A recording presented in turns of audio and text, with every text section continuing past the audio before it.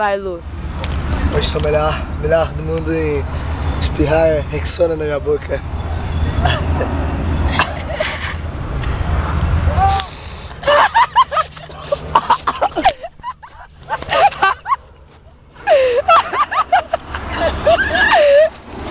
Água.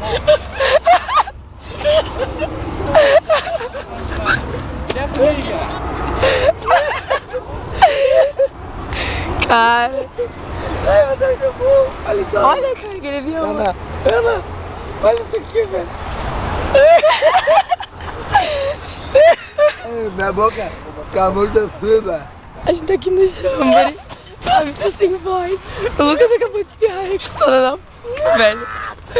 Você é muito burro. Cara, seu cavalo. Vê minha foto.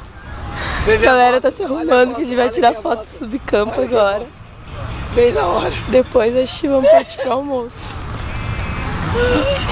Você é muito burro.